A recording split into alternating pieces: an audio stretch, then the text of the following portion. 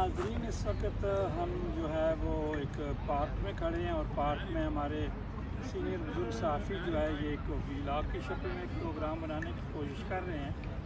नाज़रीन आज 5 सितंबर है, 5 सितंबर है, शाम का टाइम है, तो सुबह जो है वो 6 सितंबर है।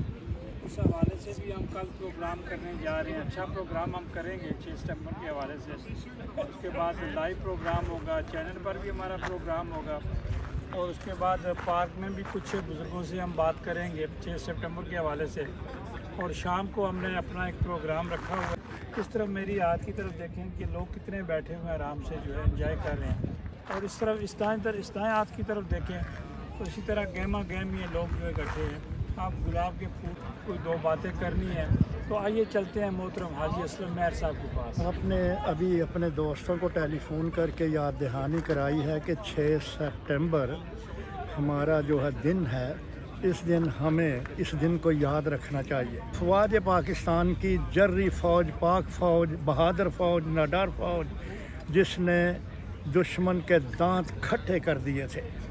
और इस दिन को याद रखना हमारे लिए अहम है और इसलिए भी ज़रूरी है कि हमारी नस्लें देखें कि हमारी फ़ौज ने पाकिस्तान की सरहदों की एक एक इंच की हिफाजत के लिए अपनी जान कुर्बान की।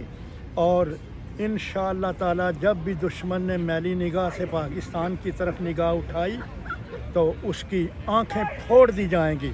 ये असलम मेहर के अल्फाज हैं जो कोपनहेगन में मुकीम है। हाजी साहब, जब पाकिस्तान बना तो उस वक़्त आपकी उम्र जो है वो 1 साल की थी। जी, मेरी उम्र उस वक़्त 1 साल थी और मेरी वालदा ने बताया था उस वक़्त कि पाकिस्तान में जब हम आए पंजाब, इंडिया के पंजाब से हिजरत करके, और मेरी सारी ज़िंदगी मेरे बुज़ुर्गों की, मेरे ख़ानदान की, मेरे अज़ीज़ों की पंजाब में ही रिहाइश है। और उन्होंने बताया था कि हर आदमी ने पैदल था, साइकिल पर था, रेड़े पर था, गड्ढे पर था, गधे पर था, घोड़े पर था।